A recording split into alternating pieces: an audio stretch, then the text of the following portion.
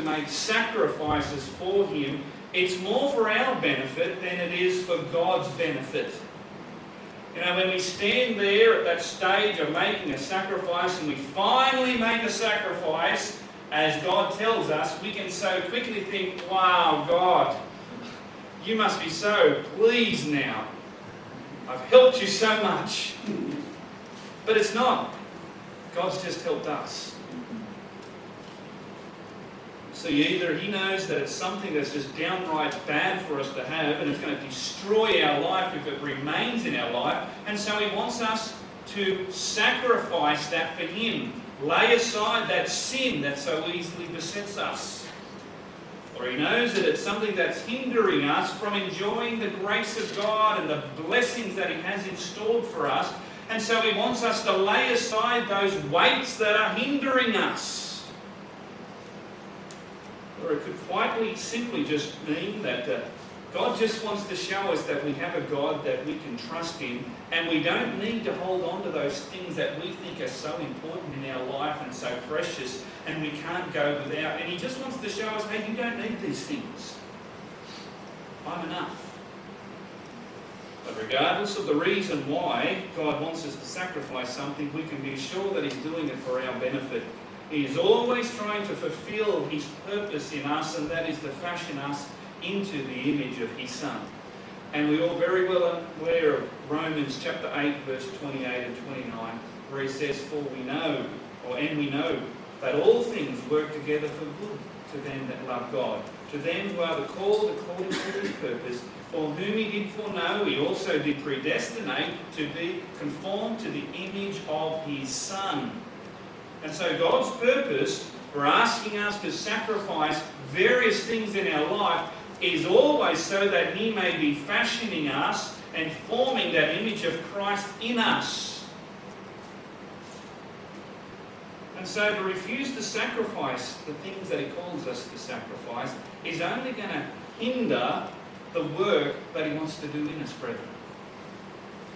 Isn't it sad when we hold on and we fight and we struggle when God says he wants us to surrender something to him, and we're thinking that he just wants to make life bad for us, but in reality he just wants to make life better for us. And so when God wants us to make a sacrifice, we can be sure that it's for our benefit. That's the first thing. But then we see in verse 2 Abraham's precise command.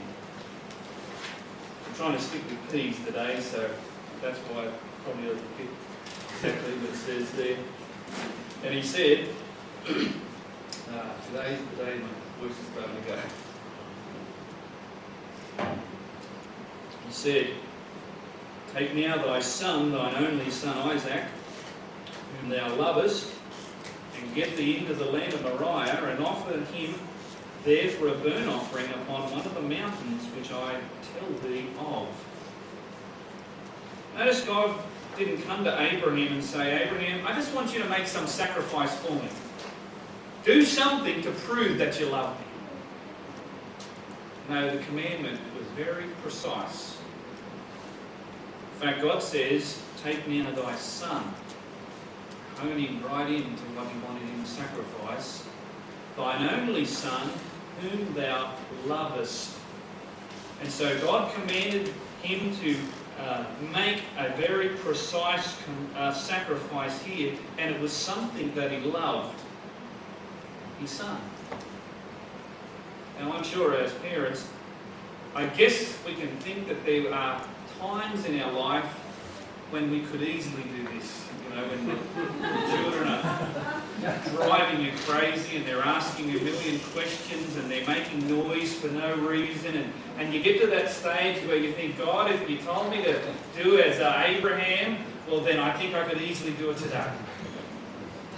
But we do know the very moment that we are threatened with even the possibility that our children could have a life-threatening disease, we quickly know that is something we couldn't do in ourselves, is it?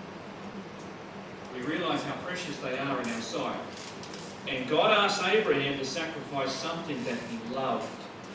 If he had asked him to sacrifice some old sheep down the back end that he cared nothing for, that wouldn't have been a sacrifice, but this was something that was very precious to him. That's what sacrifices are. You know, when I was a young man and I surrendered to the Lord, there were certain changes that God wanted me to make that I don't even consider them as sacrifices. You know, when I knew that the Lord wanted me to stop hanging around certain friends, that was easy. It wasn't even a sacrifice.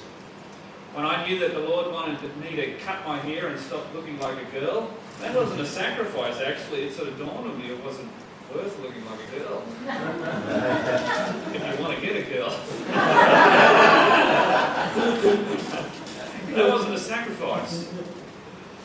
But when the Lord convicted me about my rock music, now that was feeding my flesh and that was of Satan himself, and that needed to go out of my life, that was a sacrifice. I'm telling you, that was a sacrifice.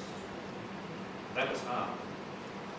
You know, when the Lord laid upon my heart that He wanted me to go into the ministry, and I had to lay aside my grand dreams of being a dairy farmer, which now I'm really thankful for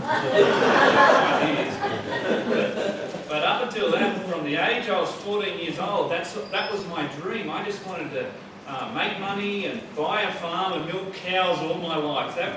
You couldn't get better than that. And when the Lord said, I want you to be a pastor, that was a sacrifice. You know, I'm sure that's why C.T. Studd took 6 years to surrender to God's calling to be on the mission field. There's no doubt he loved his cricket. There's no doubt he loved that atmosphere and everything that came along with it. That was something of a sacrifice for him to make. And when God calls you to make a sacrifice about something, you can be sure that it's going to be something that you love. You know, to say, Lord, I know others have made lots of sacrifices in their life, but Lord, this is different. I actually really love this thing. This is important to me. This is special to me. When you start feeling like that, that's when you'll know that you're at the exact same place that everybody else has been when God has called them to make sacrifices in their life as well. Because although what they have sacrificed may not seem very special to you, you can be sure that it's special to them. The Lord didn't ask for any sacrifice, He asked for something special. Notice also that it wasn't something Abraham made up. He didn't wake up one morning and think, I'm feeling very spiritual today. I might make a sacrifice. Isaac, come in. We've got some plans. We're heading to Moriah. I'll tell you about it as we go. He didn't make this up. No, this was God's doing. You know, foolishly, some people take it upon themselves to make sacrifices that God never intended for them to make in their life. It would never even have come into the mind of God for them to make. And it ends up being a big disaster. If this wasn't God's commandment, this would have been a big disaster for Abraham. I dare say we wouldn't have seen that ram provided for him.